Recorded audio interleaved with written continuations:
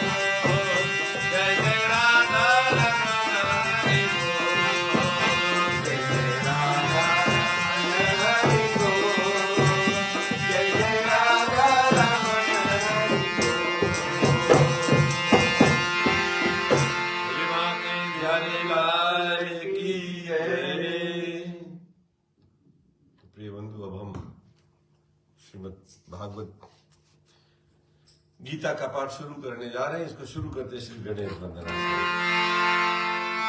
गजाननं भूतगणाधिसेवितं कपितजम्बूफलचारुभक्षणम् उमासुतं शोकविनाशकारणं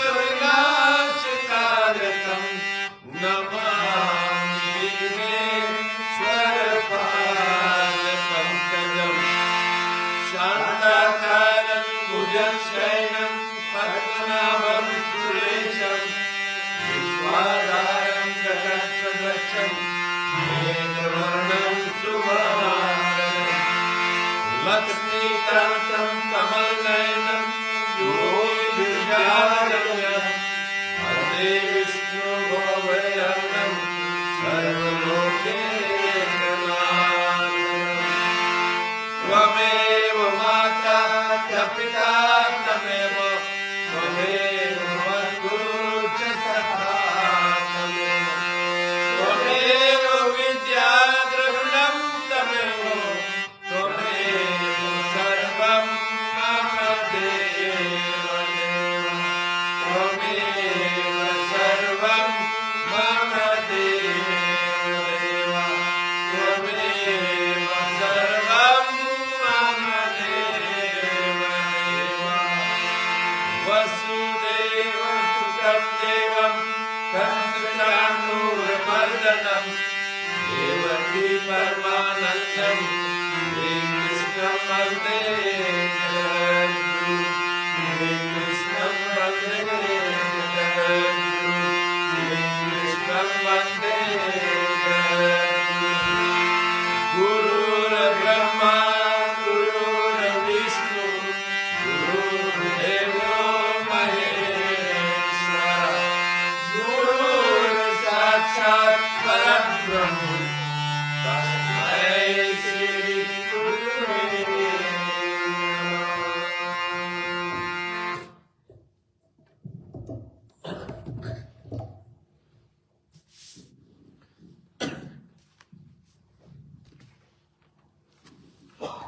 तो इस साधक संजीवनी श्रीमद् भागवत गीता के 25वां श्लोक हम लोग लेकर चलते हैं।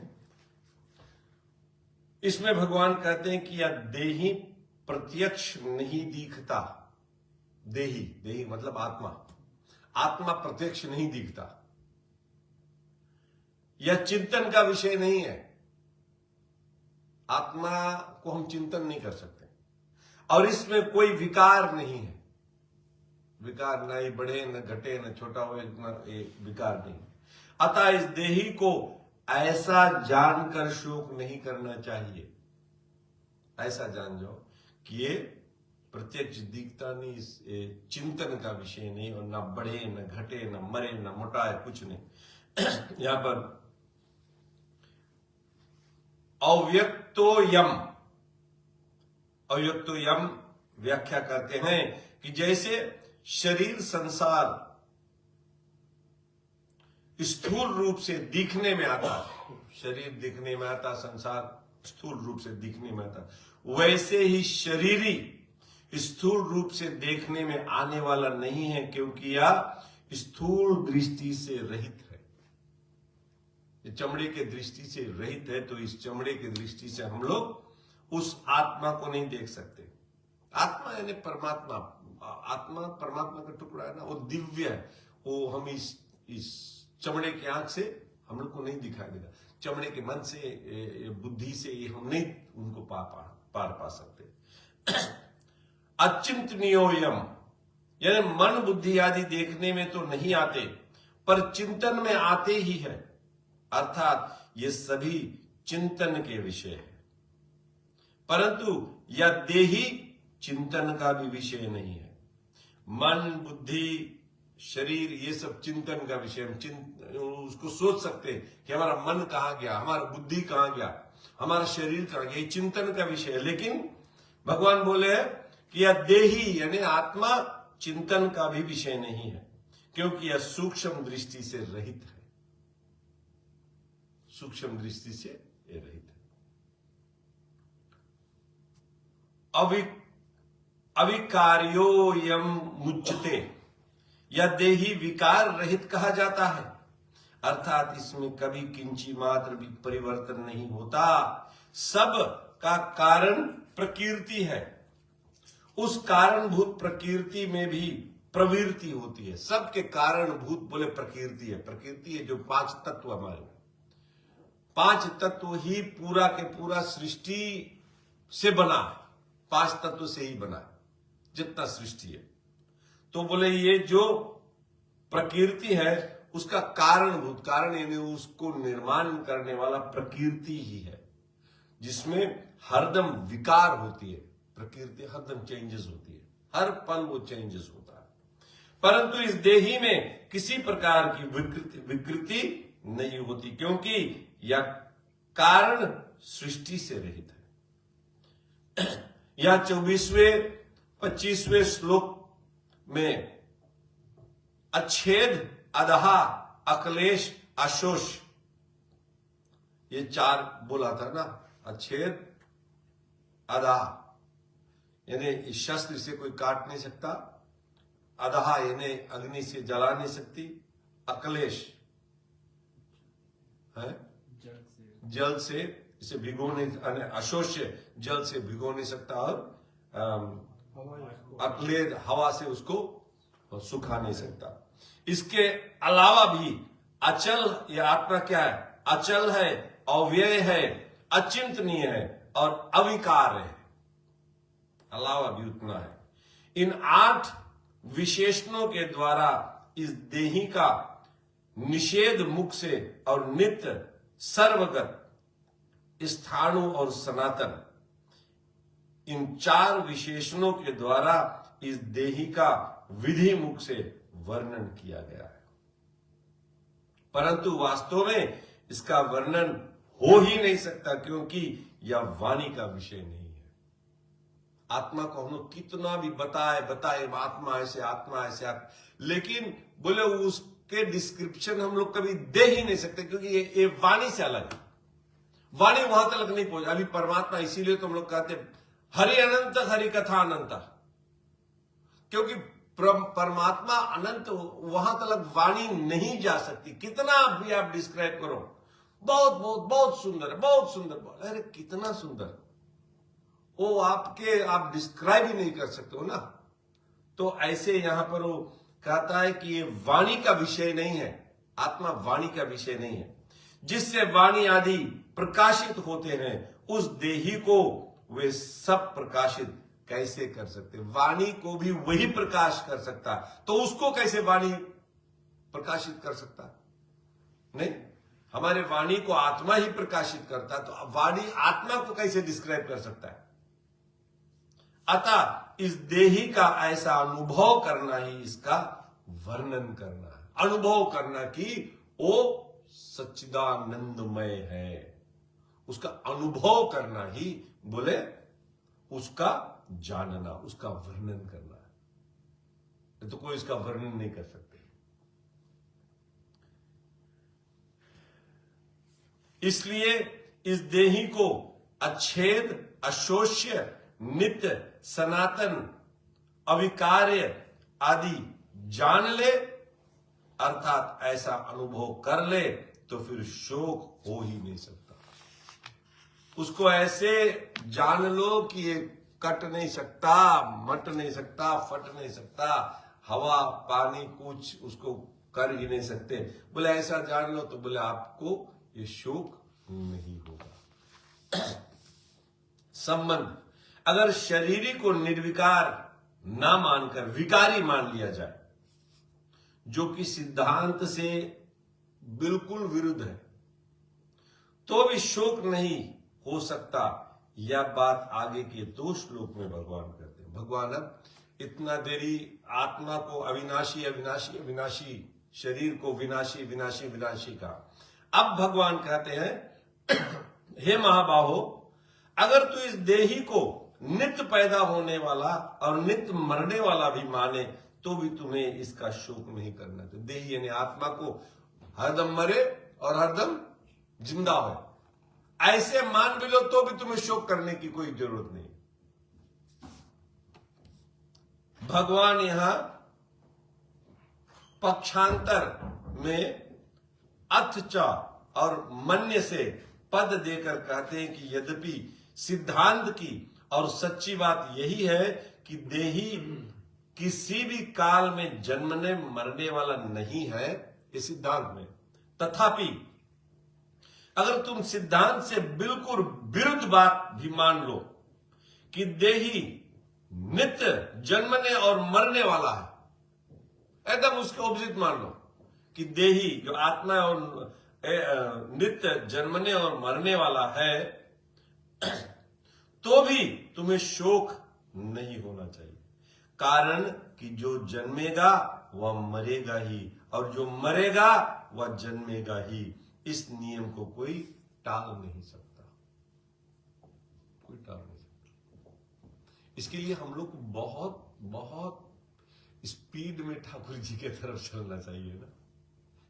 कब क्या हो जाए किसी को पता ही नहीं। हम देखो और सब चीज में सीरियस है, एक ये भक्ति में सीरियस नहीं रहते। कितना सीरियस हम लोग रहते भक्ति में, आएगी हो गया ठीक है ना, हो ही गया बस। रियली डेड सीरियस नहीं होते ना, जैसे हम अपने काम के लिए सीरियस होते हैं, वैसे भक्ति के लिए सीरियस होते हैं। प्रायोरिटीज नहीं राइट बात। हम अपने जानकारी का आदर नहीं करते, उसको ज्यादा अपना समझते हैं, इसलिए पीछे छोड़ देते। सही। हम अपने जानकारी का आदर ही नहीं करते। हमारे को जानकारी में ये है कि सारा के सारा चीज यहीं पर रहने वाला है, कुछ भी साथ नहीं जाएगा। फिर भी हम लोग वही कचरा बटोर रहे हैं कि जो हमारे साथ में नहीं जाएगा, वही बटोर रहे। हम तो सोच रहे हैं कि यार हम क्या कर रहे हैं, हमने कुछ किया ही नहीं ठाकुर जी के लिए, जो करना चाहिए था वो किया नहीं।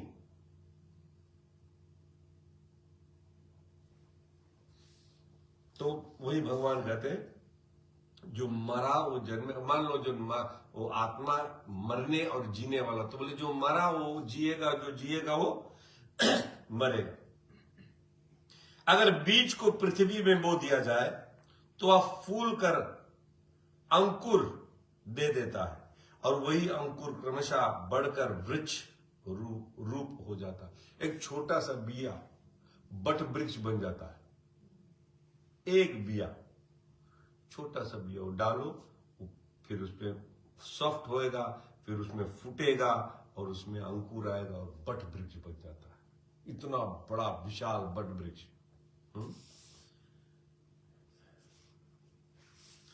अब इसमें सूक्ष्म दृष्टि से देखा जाए कि क्या वह बीज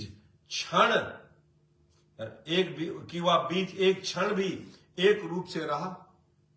वो बीज जब से तुम बोया, उसमें बोले एक क्षण भी एक रूप से रहा? क्वेश्चन करते। पृथ्वी में वह पहले अपने कठोर रूप को छोड़कर कोमल रूप हो गया। कितनो सोलिड बिया है, अगर आप छोड़ दिया, उसमें पानी छोड़ दिया, मिट्टी, तो सॉफ्ट होता ना। बिया सॉफ्ट होएगा तभी तो उसमें से अंकुर निकली ना, तभी तो उसमें से कल्ला निकले। जब निकल फिर कोमल रूप को छोड़कर अंकुर रूप हो गया। इसके बाद अंकुर रूप को छोड़कर वृक्ष रूप हो गया, और अंत में वायु समाप्त होने पर वह सूख गया।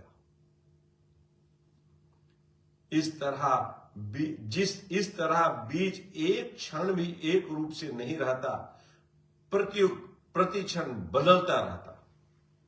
अगर बीज एक क्षण भी एक रूप से रहता तो वृक्ष के सूखने तक की क्रिया कैसे होती? उनसे पहले रूप को उसने पहले रूप को छोड़ा, जो कड़ा रहा वो सॉफ्ट हुआ, छोड़ दिया वो रूप। फिर पहले रूप को जो छोड़ा जब, तो वह उसका मरना हुआ, और दूसरे रूप को धारण किया या उसका जन्मना हुआ। बिया से अंकुर लिया तो बिया मर गए, अंकुर जमा, तो बिया मरा और वही बोले मरना जीना हुआ ना। इस तरह वह प्रति क्षण ही जन्मता मरता रहा। बीज की ही तरह यह शरीर है। बहुत सूक्ष्म रूप से वीर्य का जंतु रज के साथ मिला, वह बढ़ते बढ़ते बच्चे के रूप में हो गया और फिर जन्म गया। जन्म के बाद वह बड़ा, फिर घटा और अंत में मर गया। इस तरह शरीर एक क्षण भी एक रूप से न रहकर बदलता रहा, अर्थात प्रति क्षण जन्मता मरता रहा। शरीर प्रति क्षण जन्मता और मरता रहा। एक चीज हम जब छोड़ के दूसरी चीज में गए तो जो छोड़ा वो मर गया ना, और जो पकड़ा वो जन्म लिया। ऐसे भगवान यह समझा रहे हैं। भगवान कहते हैं कि अगर तुम शरीर की तरह शरीरी को भी नित्य जन्मने मरने वाला मान लो तो भी यह शोक का विषय नहीं हो सकता। जो जन्म लिया वो अवश्य मरेगा, जो मरा वो अवश्य जन्म लेगा, तो शोक किस काम का? क्यों शोक करते हो? और ये काम तो हम लोग लाखों करोड़ों बार कर चुके हैं। नहीं, ये सेकंड चैप्टर में भगवान इतना अद्भुत ज्ञान दिया है इस शरीर और आत्मा के विषय में। अद्भुत। कभी कभी पढ़ते सोचो कि कितने और ऐसे हम लोग कल्ट हो गए, कितने हमारे में निकल कर गए, तो अपना अपना कितने सब धारणा लेकर गए। लेकिन ये जो सही में भगवान कह रहे हैं ना, इसकी बात तो कुछ और है। यहां से हम थोड़ा थोड़ा निकाल कर अपना अपना बनाकर उसमें तड़का लगा दिया, जीरा राई ये सब छोड़कर उसमें अपना फ्राई कर लिया, हमारा एक वो हो गया, अलग दुकान। हाँ, हमारा एक दुकान हो गया। सही। और जो असली दुकान है उस पर हम लोग नजर ही नहीं देते। नहीं,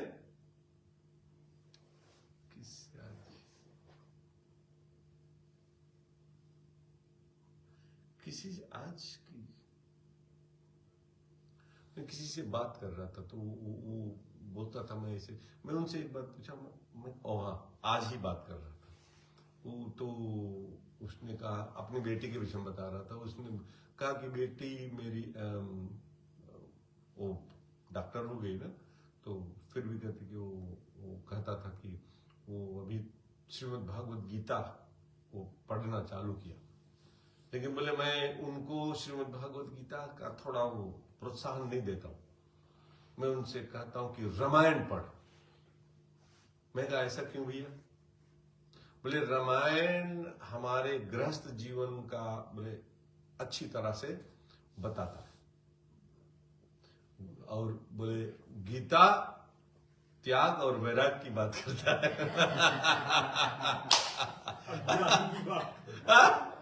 अज्ञान। उन्होंने मेरे से जब कैसे कहा कि गीता, इंडिया का बंदा था, उन्होंने कहा मेरे की गीता त्याग और वैराग्य की बात करता, तब मेरे को मिल गया ना। मैं कहा अच्छा आप वैराग्य किसको कहते हो? आपके दृष्टि में वैराग्य क्या है? कि सब छोड़कर चले जाना। त्याग क्या है? सब छोड़कर चले जाना। तब मैंने वही खड़े खड़े उसको बताया त्याग का अर्थ क्या और वैराग्य का अर्थ क्या है। कहीं छोड़कर बोले मेरी बेटी भी शादी करेगी, गृहस्थ में रहेगी। मैं कहा भैया मैं जब 12 साल के रहा तब से श्रीमद् भागवत गीता पढ़ता हूं। हमारे भी गृहस्थ, हमारे भी बच्चे सब हो गए, हमने घर छोड़ा नहीं, क्योंकि गीता में कभी ऐसे, गीता में भगवान कृष्ण कभी नहीं बताते कि छोड़कर तुम जाओ। ये युद्ध है, ये महाभारत है। यही तो सनातन और बौद्ध और जैन धर्म का फर्क है। हाँ, तो जैन और बौद्ध धर्म है, हाँ, वो निर्वाण की तरफ जाते हैं, हाँ, वो त्याग की तरफ हाँ, जाते हैं। वो कहते हैं कि परमात्मा है ही नहीं, हाँ, तो तुम अपनी आसक्ति त्याग लो। हाँ, लेकिन सनातन धर्म तो जो है वो तो आपको खोल के बताता है, हर एक चीज प्रैक्टिकली बताता है कि क्या छोड़ना है क्या नहीं छोड़ना। हाँ, और किसको कैसे त्यागना है। कैसे है। घर में रहते हुए भी किसी चीज में आप अटैच ना हो, आप त्यागी हो ना। बिल्कुल। अब यहां से आश्रम में चले, वहां गुरु भाई, गुरु बहन, गुरु माता, गुरु पिता बना लिया, तो वो यहां छोड़ा वहां पकड़ लिया। ये लोग लिटरली वो बात को फिर मैंने उनसे पूछा, मैंने कहा भैया आप हमसे शायद 4-5 साल छोटा हो। मैं कहा आप श्रीमद् भागवत गीता पढ़े हैं? मैं उनसे पूछा आप पढ़े हो? बहुत पहले भैया, पूरा नहीं पढ़ा। मैं कही पूरा क्या, कुछ भी नहीं पढ़ा, इसीलिए तो टाइटल देखा बस पुस्तक लाकर रख दिया होगा और वो बोला होगा कि श्रीमद् भागवत गीता पढ़ी है, घर पे पढ़ी है। तो ये बात देखो कितना हमारे है, सनातनी है इंडिया के, लेकिन अब इतना भी नहीं जानते कि श्रीमद् भागवत गीता का उपदेश क्या है, क्या बताता है, क्या बोलता है। एक बार तो इस पार से उस पार पढ़ लो ना। हम पढ़ना चाहते हैं और कोई पढ़ रहा है तो हम सुनना भी नहीं चाहते। देखो कितने भरे यहां पर, नहीं कोई भी सुनना नहीं चाहता। और फिर उनको पूछो कि ये बोले क्या यार, हमको मालूम नहीं, हम जानते नहीं, सुविधा है लेकिन फिर भी हम नहीं लेना चाहते।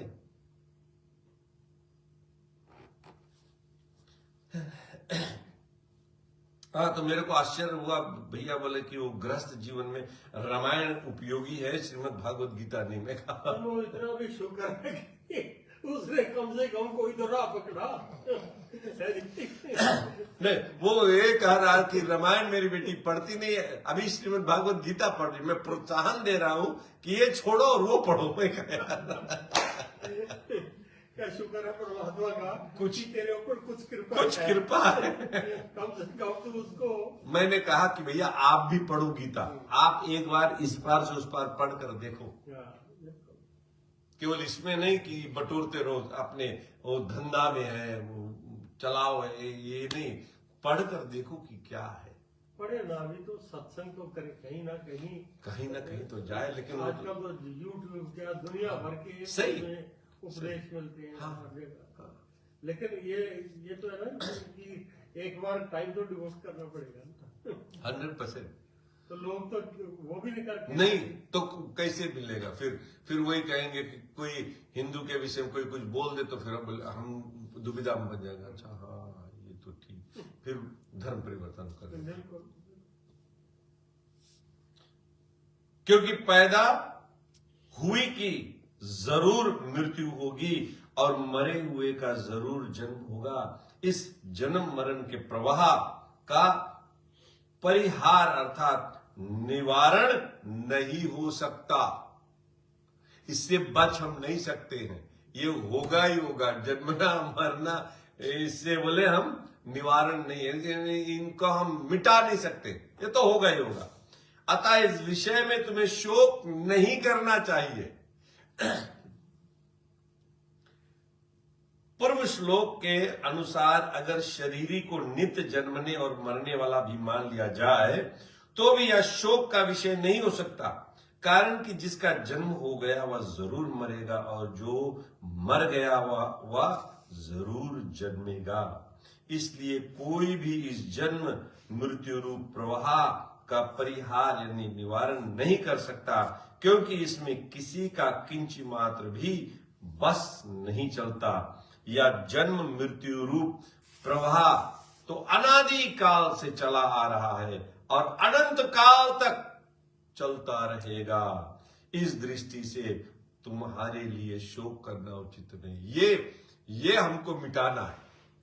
अनादि काल ला हम कुछ नहीं कर सकते, लेकिन अनंत काल ला हम प्रयास कर सकते हैं कि हमारा ये जो आत्मा अनंत काल तक ना चले, जन्म ना मरना, ये हमको काटना है। नहीं बोले अनादि काल से आया और अनंत काल तक चलेगा। ठाकुर जी की इतनी भक्ति कर लो कि अनंत काल तक चलना ही नहीं, फिर मरना, जन्मना मरना, जन्मना मरना, ये हमारे को नहीं चाहिए। बस हो गया प्रभु जी बोलो, बस आई हैव हैड इनफ। नहीं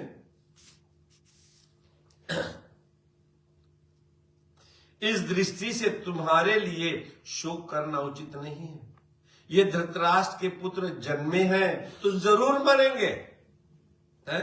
तुम्हारे पास ऐसा कोई उपाय नहीं है जिससे तुम उनको बचा सको। जो मर जाएंगे वे जरूर जन्मेंगे, उनको भी तुम रोक नहीं सकते, फिर शोक किस बात का। शोक उसी का कीजिए जो अनहोनी होए, शोक उसी का कीजिए जो अनहोनी होए। अनहोनी होती नहीं, होनी है सो होए।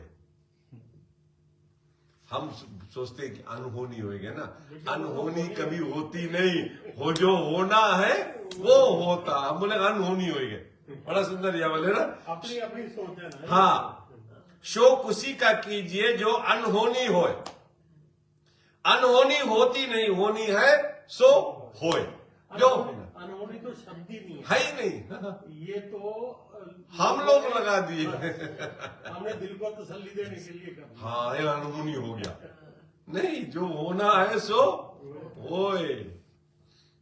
जैसे इस बात को सब जानते हैं कि सूर्य का उदय हुआ है तो उसका अस्त होगा ही, और अस्त होगा तो उसका उदय होगा ही। इसलिए मनुष्य सूर्य का अस्त होने पर शोक चिंता नहीं करते। ऐसे ही हे अर्जुन, अगर तुम ऐसा मानते हो कि शरीर के साथ ये भीष्म, द्रोण आदि सभी मर जाएंगे, तो फिर शरीर के साथ जन्म भी जाएंगे। अतः इस दृष्टि से भी शोक नहीं हो सकता। भगवान ने इन दो यानी 26वें और 27वें श्लोक में जो बात कही है वह भगवान का कोई वास्तविक सिद्धांत नहीं है। अतः अथ च पद देकर भगवान ने दूसरे यानी शरीर शरीरी को एक मानने वाले, जो कि डिफरेंस है, एक मानने वाले। हम लोग तो ठाकुर जी की कृपा से चलो सुन सुन के थोड़ा हम लोग ये बोल दिए कि आत्मा और शरीर अलग है। कितने लोग ये भी नहीं जानते। तो ये सिडनी में गए, उनसे पूछा, भैया आप लोग जानते हो कि शरीर और आत्मा एक है? कौन बताया हमको? कोई बताए?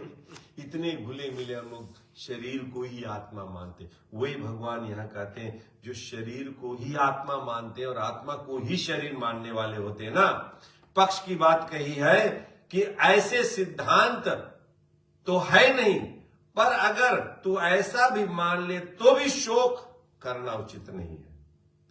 इन दो श्लोकों का तात्पर्य यह हुआ कि संसार की मात्र चीजें प्रतिक्षण परिवर्तनशील होने से पहले रूप को छोड़कर दूसरे रूप को धारण करती रहती है। एक रूप को छोड़कर दूसरे रूप को सतत धारण करती ही रहती है। इसमें पहले रूप को छोड़ना या मरना हो गया और दूसरे रूप को धारण करना या जन्मना हो गया। हम लोग तो सोचते कोई 50, 60, 80, 90 साल का कोई मर गया तब मरा, लेकिन एवरी टाइम जन्मना मरना जन्मना मरना हम लोग सब होते। हमारा बालकपन मर गया, हमारी जवानी मर गई, हमारी बुढ़ापा आएगी, बुढ़ापा मर रही है। वो तो देखो साइंटिफिकली अब वो प्रूव हो चुका है करेक्ट कि बॉडी के जो सेल्स हैं वो हर पल डिस्ट्रॉय होते रहते हैं और नए बनते हैं। अब तो ये साइंटिफिकली भी होती है ना, लेकिन कोई सोचे तब तो कोई नहीं सोचता। हाँ, सब इंतजार करते हैं कि कब ये लास्ट सांस ले तब हम बोलेंगे कि मर गए। तो वैसे सब मर रहे हैं हर समय। वही है भगवान, हर समय प्रति क्षण जन्मना मरना होता। इस प्रकार जो जन्मना है उसकी मृत्यु होती है, और जिसको मृत्यु होती है वह फिर जन्मता है। यह प्रवाह तो हरदम चलता ही रहता है। इस दृष्टि से भी क्या शोक करे, क्यों शोक करे? अब यहाँ पे भी शोक जो हम करते हैं प्रैक्टिकली वो शोक ये नहीं कि बदला चले गया, नहीं, हम अपनी आसक्ति का शोक करते हैं क्योंकि हमारे स्वार्थ से जुड़े होते हैं। हम उसमें आसक्ति थी हमारी, सही। तो अब वो खत्म हो गई जब हाँ। नजर आती है हाँ। तो फिर हमें दुख लगता है कि 100% आसक्ति से। ये तो हमारी अगर आप कहीं कहीं जाओ और जब वो डेथ होती है ना, तो महिलाएं या कोई अगर रोता हो बिल्कुल तो सुनो कि क्यों रो रहा है। अब तेरे बिना मेरा क्या होगा। एक जगह मैं गया हूँ, माँ की बच्चा मर गया था, बेटा एक्सीडेंट में मर गया, मां रो रही है कि मेरा बेटा रोज सुबह मेरे को कॉफी बनाकर देता था, अब कौन कॉफी देगा। मैं कहा कि तो ये स्वार्थ भी इतना रो रही कॉफी के पीछे, अगर वो नहीं बना कर तू बना ले, अब तेरे को बनाना पड़ेगा, तेरा हाथ गोड़। ये हम लोग इसलिए ज्यादा रोते हैं कि ये हमारा कुछ कर गया है, अब ये नहीं रहेगा तो मेरे को करना पड़ेगा। सब स्वार्थ से रोते। अगर कोई स्वार्थ नहीं, पड़ोसी मर जाए उससे हमारे से कोई स्वार्थ नहीं है, वो है तो ठीक, नहीं है तो ठीक, उसके लिए हम लोग रोएंगे नहीं। नहीं, पड़ोसी के लिए जो गाय जाएंगे उसके लिए रोएंगे नहीं हम लोग। बात यह है कि रेशो प्रोपोर्शन है, जिसके साथ हमारा जितना स्वार्थ है, जितनी जिसमें आसक्ति है, उतना दुख महसूस करते हैं और उतना ही ज्यादा रोते हैं।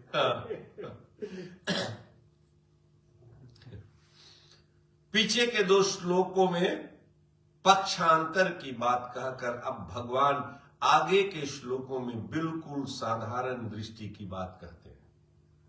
हे भारत, सभी प्राणी जन्म से पहले अप्रकट। अब ये 2 बात बता दी इसकी, शरीर नाशवंत है, आत्मा अमर है, फेस्ट में वो बताया।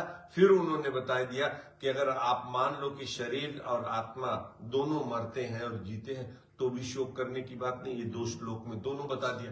अब तीसरी बात बता, भगवान कहते हैं कि सभी प्राणी जन्म से पहले अप्रकट थे और मरने के बाद अप्रकट हो जाएंगे, केवल बीच में प्रकट दिखते हैं, अतः इसमें शोक करने की बात ही क्या है। जन्म से पहले हम लोग रोते नहीं थे कि कोई प्रकट नहीं हो रहा, प्रकट नहीं हो रहा, प्रकट नहीं हो रहा, नहीं। और जब प्रकट हो जाते हैं तो मरने के बाद में भी वो जहां पहले अप्रकट था, बाद में प्रकट, बीच में से हम लोग है, ऐसे ही दिखते हैं और ऐसे भी हम लोग नित्य जा रहे हैं। वही भगवान यहां बताते हैं। अव्यक्त दीनी भूतानी, यानी देखने, सुनने और समझने में आने वाले जितने भी प्राणी शरीर आदि है, वे सब के सब जन्म से पहले अप्रकट थे, अर्थात दिखते नहीं थे। अव्यक्त निधान व्यव, ये सभी प्राणी मरने के बाद अप्रकट हो जाएंगे, अर्थात इसका नाश होने पर ये सभी नहीं में चले जाएंगे, दिखेंगे नहीं।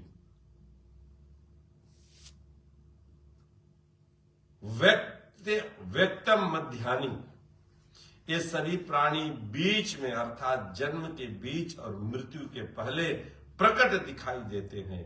जैसे सोने से पहले भी स्वप्न नहीं था और जागने पर भी स्वप्न नहीं रहेगा, ऐसे ही इन प्राणियों के शरीरों का पहले भी अभाव था और पीछे भी अभाव रहेगा, परंतु बीच में भाव रूप से दिखते हुए ही वास्तव में इसका प्रतिक्षण अभाव हो रहा है। हम लोग, स्वामी जी का मैं बहुत पहले पढ़ा था, बोले संयोग, एक किताब है संयोग में वियोग, संयोग में वियोग। हम लोग किसी के साथ में, हम लोग सोचते हैं हम साथ में है, यानी हमारा संयोग है, लेकिन उसका भी सतत वियोग हो रहा, हमारा उसका भी साथ में रहते हुए भी हमारा उसके साथ में सतत वियोग हो रहा है।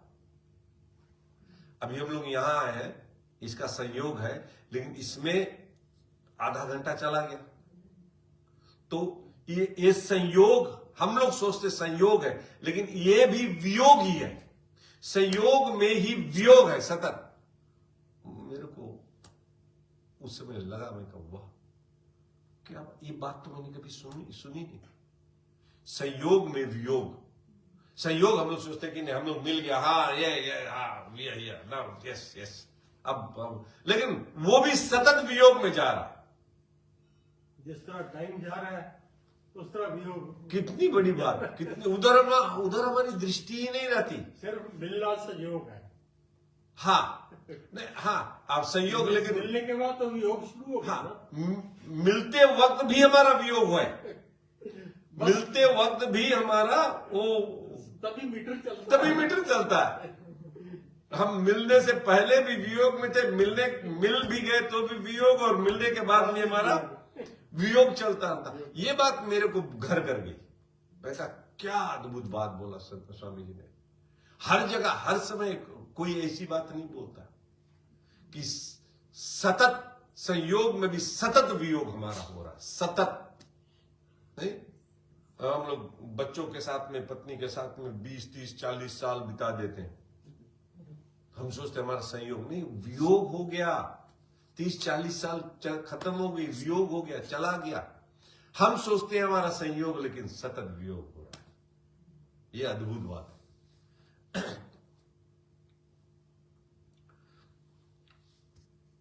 तत्र का परिदेवना, जो आदि और अंत में नहीं होता वह बीच में भी नहीं होता। जो आदि स्टार्टिंग में नहीं, अंत में नहीं, वो बीच में भी नहीं है। यह सिद्धांत है। सभी प्राणियों के शरीर पहले नहीं थे और पीछे नहीं रहेंगे, अतः वास्तव में वे बीच में भी नहीं है। शरीर पहले नहीं था, शरीर बाद में भी नहीं है, और वास्तव में शरीर बीच में भी नहीं है। है बोले उसी को कहते हैं कि जो रुका रहे, है उसको कहते हैं कि जो एक जगह रुक जाए, खड़ा हो जाए, जो हटे नहीं। नहीं, कौन ऐसा चीज है पृथ्वी पर कि जो है? सब मिट रहा है ना। पेड़ खड़ा दिखता है लेकिन वो भी मिट रहा है। कोई भी चीज ऐसा नहीं। एक ठाकुर जी को छोड़कर ठाकुर जी ही है, बाकी सब जा रहे हैं। तो जो है नहीं है वो जा रहे हैं। वो यहां कहते हैं कि वास्तव में बीच में जो हम लोग है, इसमें भी हम नहीं है, हम जा रहे हैं। परंतु यह शरीर ही पहले भी था और पीछे भी रहेगा, अतः वह बीच में भी रहेगा। निष्कर्ष यह निकला कि शरीरों का सदा अभाव है और शरीरी का कभी भी अभाव नहीं है। इसलिए इन दोनों के लिए शोक नहीं होना चाहिए। जो शरीरी है उसका कभी अभाव नहीं है। शरीरी ने आत्मा, उसका कभी अभाव नहीं है। वो कभी न बढ़ेगा न छोटा होगा, वैसे वैसे रहेगा। लेकिन शरीर हर समय अभाव में जा रहा है। छोटे थे, अब हो गया, अब बूढ़ा हो गया, जाएगा, ऐसे भगवान कहते हैं। इसलिए इसका शोक नहीं होना चाहिए। कीर्तन हो जाए तो चलते। जय जय राधा रमन हरि बोल, जय जय राधा रमन हरि बोल, राधा रमन हरि बोल, जय जय राधा रमन हरि बोल, जय जय राधा रमन हरि बोल, जय जय राधा रमन हरि बोल।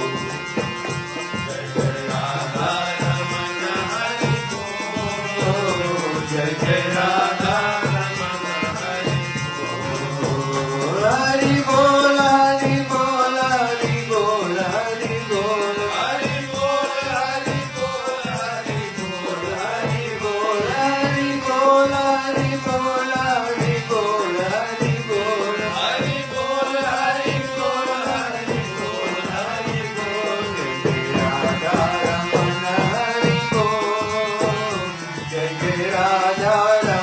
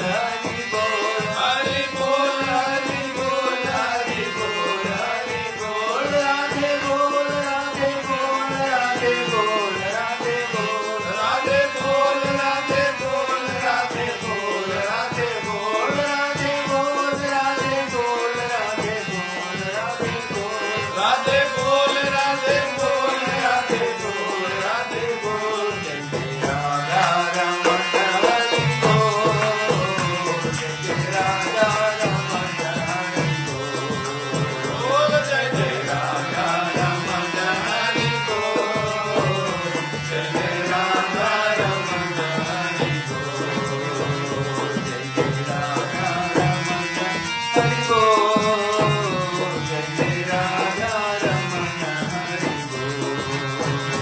जय जय राधा रमण हरि बोल जय जय राधा रमण कृष्ण कन्हैयालाल की जय।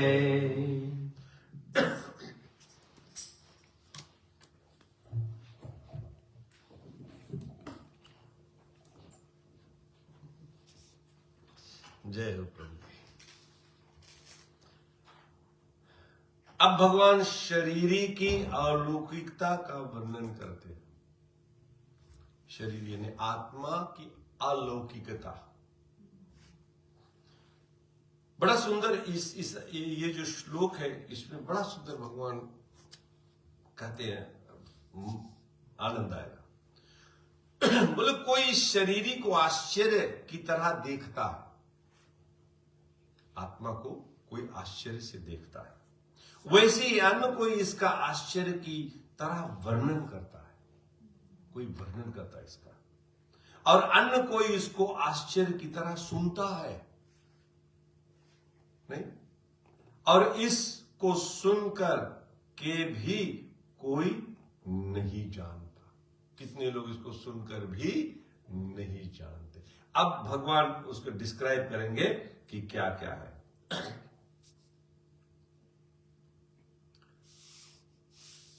इस देही को कोई आश्चर्य की तरह जानता है, शरीरी को, आत्मा को आश्चर्य की तरह कोई जानता। तात्पर्य यह है कि जैसे दूसरी चीजें देखने, सुनने, पढ़ने और जानने में आती है, वैसे इस देही का जानना नहीं होता। और चीज हम लोग जैसे सुनता, देखता, वैसे देही यानी आत्मा का उस तरह से जानना नहीं होता। कारण कि दूसरी वस्तुएं इदंता से यह करके जानते हैं, अर्थात वे जानने का विषय होती है, पर यह देही इंद्रियां, मन, बुद्धि का विषय नहीं है। इसको तो स्वयं से, अपने आप से ही जाना जाता है,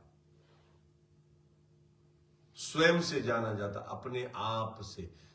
यानी हम भगवान के टुकड़े हैं, इसको हम अगर अनुभव करने लगे कि वास्तव में आत्मा भगवान का टुकड़ा है, आत्मा अविनाशी है, आत्मा कभी मरता नहीं है, बोले अपने आप से जानना है। मन, बुद्धि, इंद्रियां, इससे नहीं जानना है, अपने आप से।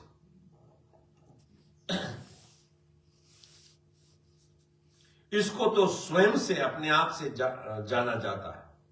अपने आप से जो जानना होता है, वह जानना लौकिक ज्ञान की तरह नहीं होता, प्रत्युत बहुत विलक्षण होता है। अगर आप जान जाओ कि वास्तव में हम सच्चिदानंद घन परमात्मा के टुकड़े हैं, वो आत्मा कभी मरता नहीं, कभी सूखता नहीं, कभी अग्नि जला नहीं सकती, पवन उसे सुखा नहीं सकता, वो हम अगर जान जाए स्वयं से, अपने आप से, स्वयं से, तो बोले बहुत विलक्षण बात है। नहीं, पश्यति पद के दो अर्थ होते हैं, नेत्रों से देखना और स्वयं के द्वारा स्वयं को जानना। यहां पश्यति पद स्वयं के द्वारा स्वयं को जानने के विषय में आया है। स्वयं से स्वयं को देखना, हम टुकड़े हैं, उस टुकड़े को हम देखते हैं, वास्तव में सब में है, वही टुकड़ा हमारे में भी है। जहां नेत्र आदि कारणों से देखना यानी जानना होता है, वहां दृष्टा यानी देखने वाला, दृश्य दिखने वाले वस्तु और दर्शन देखने की शक्ति ये त्रिपुटी होती है। इस त्रिपुटी से ही संसारिक देखना जानना होता है। 3 चीज, दृष्टा, दृश्य और दर्शन। दृष्टा जो देखने वाला, और जो दिखने वाला, और जो दर्शन होगा, ये 3 चीज होता है ना, वो सब बाहर के चक्षु से होती है। लेकिन यहां पर बोले इस संसारिक चीज को जानना, परंतु स्वयं के ज्ञान में यह त्रिपुटी नहीं होती, अर्थात स्वयं का ज्ञान कर्ण सापेक्ष नहीं है। एक कर्ण सापेक्ष, एक कर्ण निरपेक्ष है। कर्ण सापेक्ष के मतलब कि हम कोई टूल से ले जाकर कुछ देखते हैं। टूल के मतलब आंख, कान, नाक, कोई टूल है जिससे हम लोग महसूस करते हैं। कर्ण निरपेक्ष ने कोई टूल नहीं।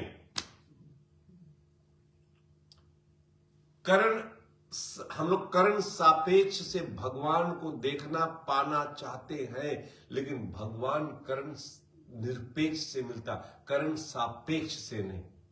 हम माला जाप करते हैं, हम सोचते हैं माला से भगवान जी मिल जाएंगे, तो क्या वो कर्ण सापेक्ष है। हम माला का सहारा लेते हैं, कर्ण सापेक्ष।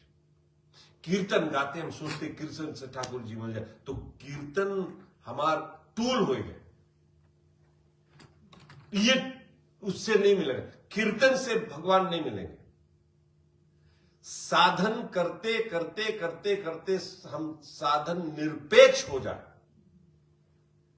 ये सब हम कर रहे हैं, लेकिन इनसे भगवान मिलने वाले नहीं है।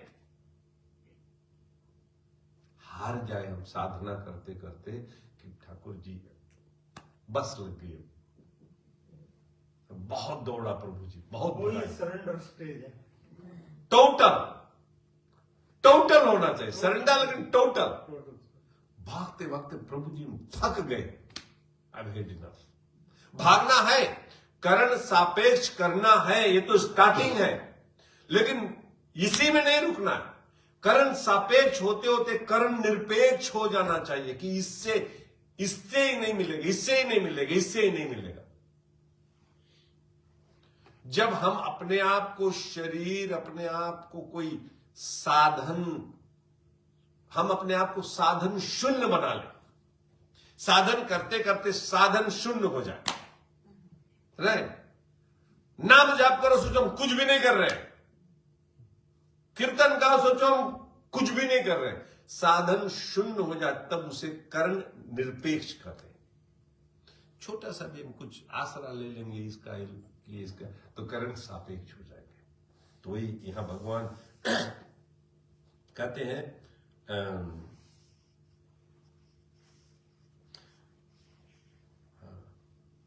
स्वयं का ज्ञान तो स्वयं के द्वारा ही होता, अर्थात वह ज्ञान कर्ण निरपेक्ष है। स्वयं का ज्ञान स्वयं से होता है, कर्ण निरपेक्ष से। और ये जो त्रिपुटी नहीं होती, अर्थात स्वयं का ज्ञान कर्ण सापेक्ष नहीं है। कर्ण सापेक्ष से हमारा ज्ञान नहीं है, हमारे को कर्ण निरपेक्ष।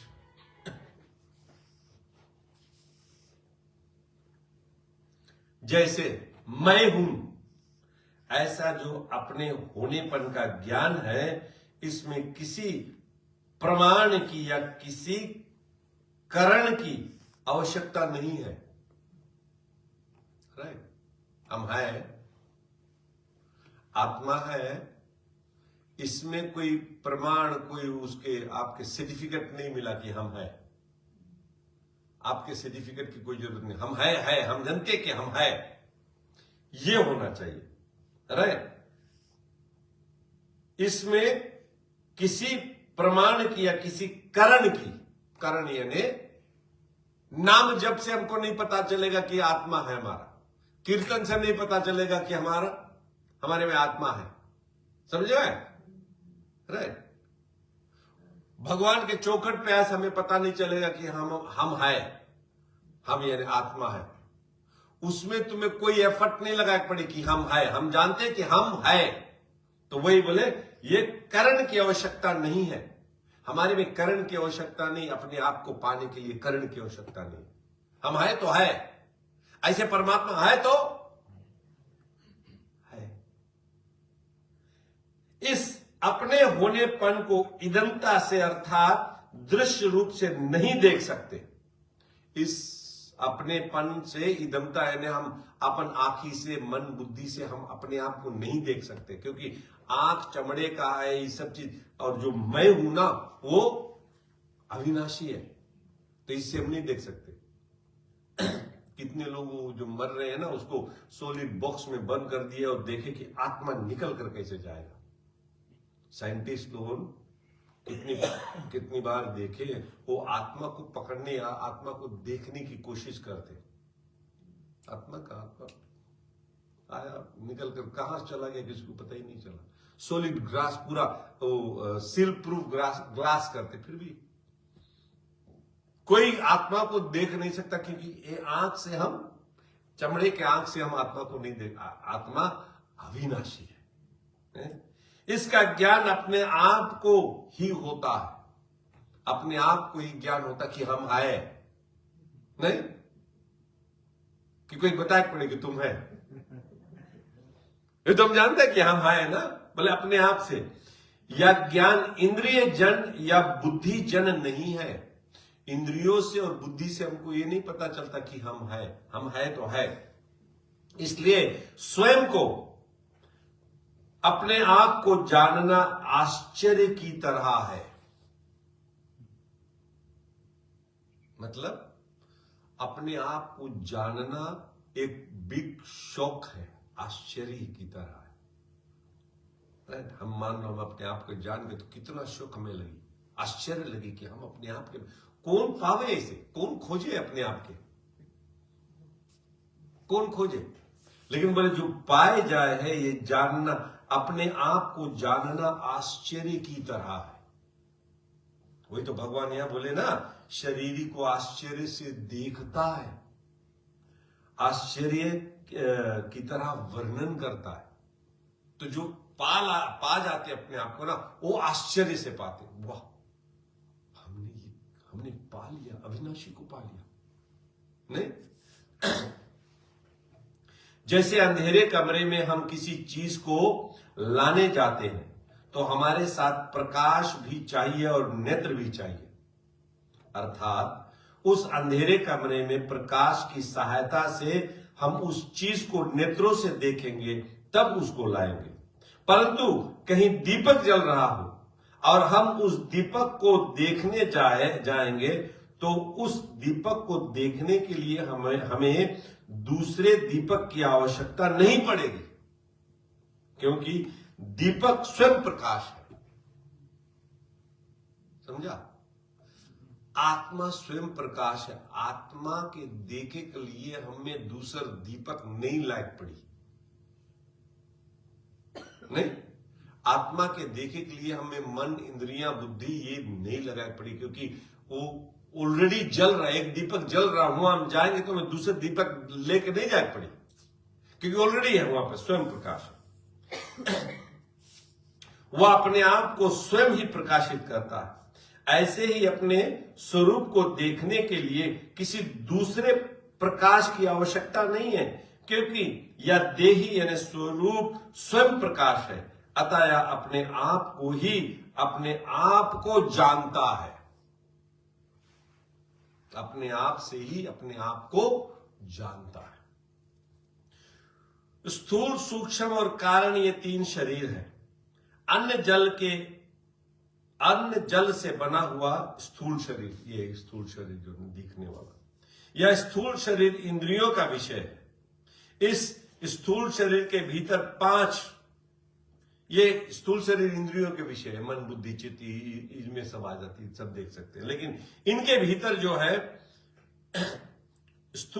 इस स्थूल शरीर के भीतर 5 ज्ञानेंद्रियां, 5 कर्मेंद्रियां, 5 प्राण, मन और बुद्धि, इन 17 तत्वों से बना हुआ सूक्ष्म शरीर है। स्थूल के भीतर सूक्ष्म शरीर है, ज्ञानेंद्रियां, कर्मेंद्रियां, 5 प्राण, मन और बुद्धि से, 17 चीज से ये सूक्ष्म शरीर बना है। यह सूक्ष्म शरीर इंद्रियों का विषय नहीं है, तो सूक्ष्म शरीर इंद्रियों का विषय नहीं होता, प्रत्युत बुद्धि का विषय है। जो बुद्धि का विषय नहीं है, जिसमें प्रकृति स्वभाव रहता है, वह कारण शरीर है। उसके भीतर भी एक शरीर रहता है जिसे कारण शरीर बोलते हैं। इस तीनों शरीरों का विचार किया जाए तो यह स्थूल शरीर मेरा स्वरूप नहीं है, क्योंकि यह प्रति क्षण बदलता है। अभी कितने लोग तो हम लोग ये भी नहीं जानते कि कितने शरीर हमारे शरीर में है। स्थूल शरीर का देखा जाए तो ये बदलता है, ये स्थूल शरीर है, ये प्रति क्षण बदलता है और जानने में आता है। सूक्ष्म शरीर भी बदलता है, उसके भीतर में ये जो कर्मेंद्रियां, ज्ञानेंद्रियां, प्राण, मन, बुद्धि, ये भी बदलता है और जानने में आता है। अतः यह भी मेरा स्वरूप नहीं है। जो जानने में आता हो हमारा स्वरूप नहीं है, क्योंकि बुद्धि, मन, इंद्रिया में जो जानने है वो परमात्मा नहीं है। कारण शरीर प्रकृति स्वरूप है, पर देही स्वरूप प्रकृति से भी अतीत है। अतः कारण शरीर भी मेरा स्वरूप नहीं है। यह देही जब प्रकृति को छोड़कर अपने स्वरूप में स्थित हो जाता है, तब यह अपने आप से अपने आप को जान लेता है। यह जानना संसारिक वस्तुओं को जानने की अपेक्षा सर्वथा विलक्षण होता है। इसलिए इसको आश्चर्यवत पश्यति कहा गया है। यानी इसको जो जान जाता आश्चर्य में हो जाता कि अरे ये आत्मा, हम लोग तो ये शरीर में आत्मा ये नहीं जानते, शरीर और आत्मा अलग अलग ये नहीं जानते। फिर शरीर में 3 शरीर है, कितने हम लोग ये भी नहीं जानते। अब आत्मा को जो जाए तो बोले आश्चर्य से भर नहीं गई नहीं, तो जो आत्मा के जाने, उस शरीर और आत्मा को अलग अलग जाने और जान जी कि 3 शरीर हमारे में, तब कहीं जाकर आत्मा को जानेगा ना। आत्मा को जान जी तो बोले आश्चर्यवत पश्यति हो जी, आश्चर्य हो जी। यहां भगवान ने कहा कि अपने आप का अनुभव करने वाला कोई एक ही होता है। भगवान क्या कहते हैं? ढेर नहीं हुए, कोई एक। कश्चित, कश्चित का मतलब कोई एक ही हुए। और आगे 7वें अध्याय के 3 श्लोक में भी यही बात कही है कि कोई एक मनुष्य मेरे को तत्व से जानता है।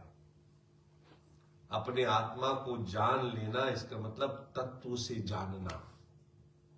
तो भगवान को तत्व से जानना हो गया ना, तो बोले कोई एक ही। कश्चित मम वेति तत्वता।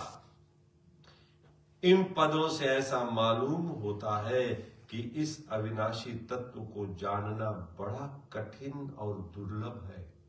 स्वामी जी कहते हैं कोई एक ही जान पाता है। तो हम लोग कुनखेत की मुदी है, तो वही स्वामी जी कहते हैं कि इस तत्व को जानने में बड़ा कठिन और दुर्लभ है, परंतु वास्तव में ऐसी बात नहीं है। स्वामी जी फिर बोले वास्तव में ऐसी बात नहीं है। इस प्रत्युक्त इस तत्व को सच्चे हृदय से जानने वाले की इस तरफ लगने वाले की कमी है। यह कमी जानने की जिज्ञासा कम होने के कारण ही है। हम लोग मतलब जाते नहीं, आत्मा को ढूंढते नहीं, आत्मा को तत्व से जानते नहीं। क्यों? क्योंकि हम जानना चाहते ही नहीं, कमी है। भगवान क्या कहते हैं कि इस तरफ लगने वाले की कमी है। कौन मानी जाने आत्मा? हम लोग तो शरीर में इंद्रियां, इनको भी नहीं, ये 3 शरीर ये भी नहीं जानना चाहते। तो वो शरीर, इसके लिए बोले कोई एक ही आता मेरे पास, क्योंकि कोई एक ही भगवान ये आत्मा को जानना चाहता है। कमी है भाई, है?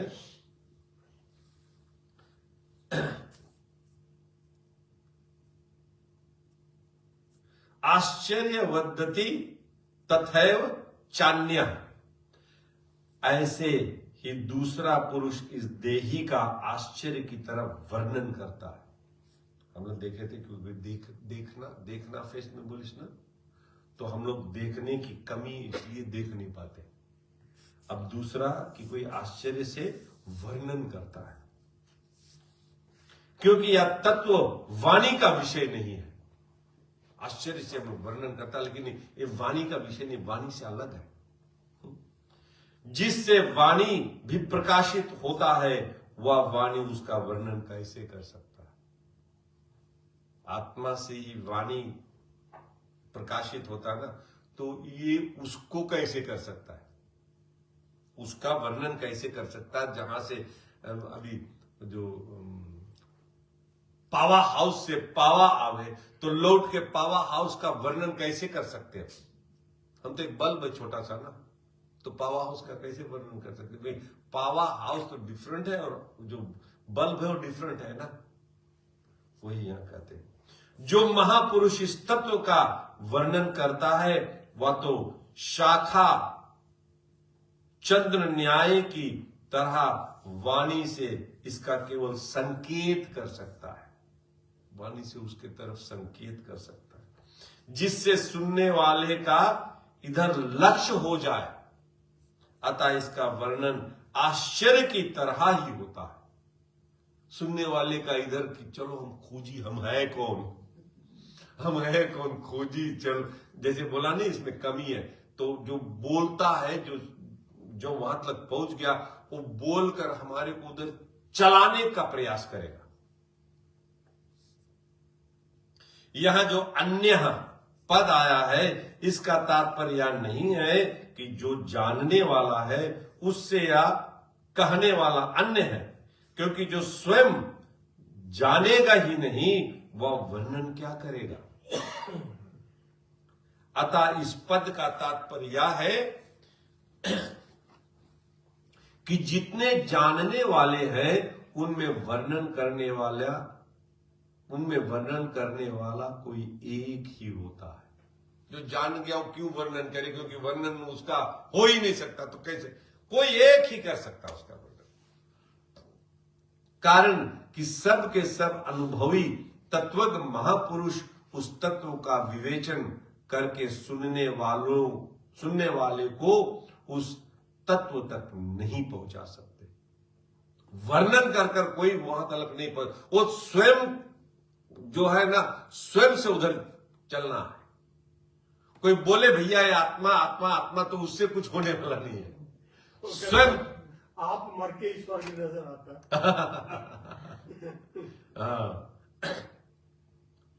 उसकी शंकाओं का, तर्कों का पूरी तरह समाधान करने की क्षमता नहीं रखते।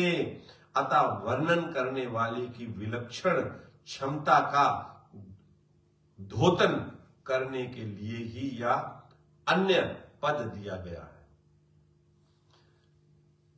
आश्चर्यवंच मन्यः ऋणोति, दूसरा कोई इस देही को आश्चर्य की तरह सुनता है। अब यहां पर देखना और वर्णन करना दो हो गया, अब तीसरा है कि आश्चर्य से सुनता है। तात्पर्य यह है कि सुनने वाले शास्त्रों की, लोकांतरों की जितनी बातें सुनता आया है, उन सब बातों से इस देही का बात विलक्षण मालूम देता है। मालूम देता है कि नहीं? अभी तक हम लोग जो चीज सुना, आज जो हम लोग पढ़े हैं, इससे लगता है कि वो विलक्षण है कि नहीं? Something different. ऐसे तो हमने कभी पढ़ा ही नहीं। ऐसे तो आज मैं दिन में पढ़ रहा था, मैं क्या बात है चक्कर खा गया मैं, ये क्या गीता इतना गूढ़ क्या? ओह, और श्रद्धेय स्वामी जी जिस तरह से उसका वो निचोड़ कर तो बहुत डेप्थ में जाते, कितना डेप्थ में गया। मैं आज पढ़ रहा था, मैं क्या है यार। याद है वो बाबूराम जी के स्वामी जी आए हुए थे, उन्होंने क्या बोला था कि भागवत गीता को समझना हर एक के बस की बात नहीं है। ना बहुत बहुत भगवान का हाँ। अपना बात गूढ़ बात है, और बात अर्जुन को बोला गूढ़ार्थ है ना। बिल्कुल। हाँ, इसके लिए तो लोग पढ़ने से कचराते, बोले रामायण पढ़ लो।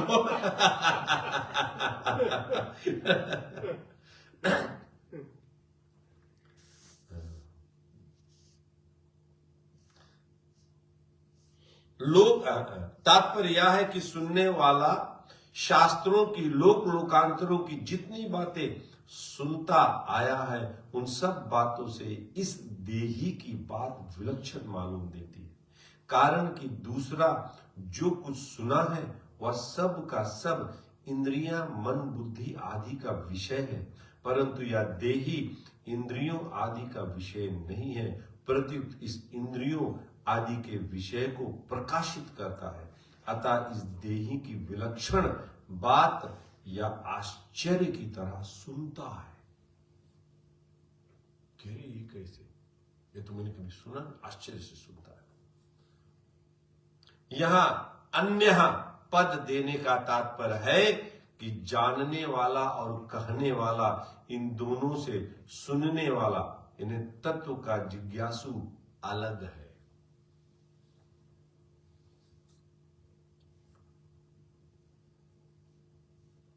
ऋत्वा ये नाम वेदना चैव कश्चित्, इनको सुन करके भी कोई नहीं जानता। अभी हम लोग सुना बोले ना, इसको सुनकर भी कोई नहीं जानता। इसका तात्पर्य यह नहीं है कि उसने सुन लिया तो अब वह जानेगा ही नहीं। इसका तात्पर्य यह है कि केवल सुन करके यानी सुनने मात्र से इसको कोई भी नहीं जान सकता। सुनने के बाद जब वह स्वयं उसमें स्थित होगा, तब वह अपने आप से ही अपने आप को जानेगा। स्वयं में स्थित होना है। या यहां कोई कहे कि शास्त्रों और गुरुजनों से सुनकर ज्ञान तो होता ही है, फिर यहां सुन करके भी कोई नहीं जानता, ऐसा कैसे कहा गया? इस विषय पर थोड़ी गंभीरता से विचार करके देखे कि शास्त्रों पर श्रद्धा स्वयं शास्त्र नहीं कराते और गुरुजनों पर श्रद्धा स्वयं गुरुजन नहीं कराते, किंतु साधक स्वयं ही शास्त्र और गुरु पर श्रद्धा विश्वास करता है, स्वयं ही उसके सम्मुख होता है। हम लोग की श्रद्धा जब होती तब हम गुरु बनाते, श्रद्धा होती तब हम शास्त्र पर जाते हैं। शास्त्र नहीं आता हमारे पास, गुरुजन नहीं आते हमारे पास, तो हम स्वयं ही जब तक तैयार नहीं होंगे ना, तो उधर से कोई नहीं आएगा। हम तैयार है तो उधर से आएंगे। अगर स्वयं के सम्मुख हुए बिना ही ज्ञान हो जाता है, तो अगर बोले ऐसे स्वयं के सन्मुख हुए बिना हम सन्मुख में और ज्ञान हो जाए, तो आज तक भगवान के बहुत अवतार हुए हैं, बड़े बड़े जीवन मुक्त महापुरुष हुए हैं, उनके सामने कोई अज्ञानी रहना ही नहीं चाहिए था। अर्थात सबको तत्व ज्ञान हो जाना चाहिए था, सबको हो जाना चाहिए था, बिना अगर सुने बिना हुए। पर ऐसा देखने में नहीं आता है।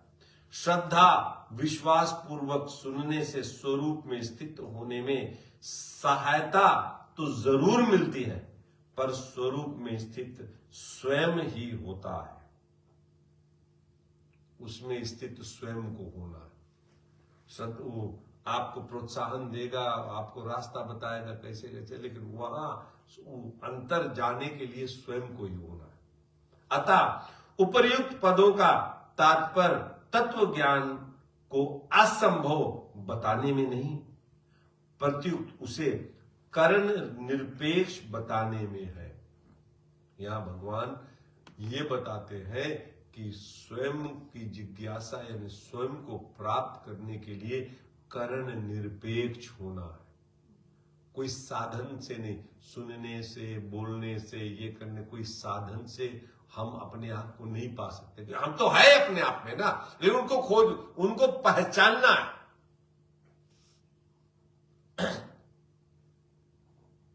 मनुष्य किसी भी रीति से तत्व को जानने का प्रयत्न क्यों ना करे, पर अंत में अपने आप से ही अपने आप को जानेगा। श्रवण, मनन आदि साधन तत्व के ज्ञान में परंपरागत साधन माने जा सकते हैं, पर वास्तव में बोध करण निरपेक्ष अपने आप से ही होता है। भगवान करण निरपेक्ष, ऐसे नहीं बोले कि कुछ नहीं करो, पूरा स्पीड में करो, सब कुछ करो, लेकिन यही सोचो कि हम जीरो पे, कुछ भी नहीं करते। नहीं, कुछ हम करेंगे तो उसमें हमारा हम कर्ता बन जाएंगे। जब हम कर्ता बन जाएंगे तो हम करण सापेक्ष हो जाएंगे, करण निरपेक्ष नहीं होंगे।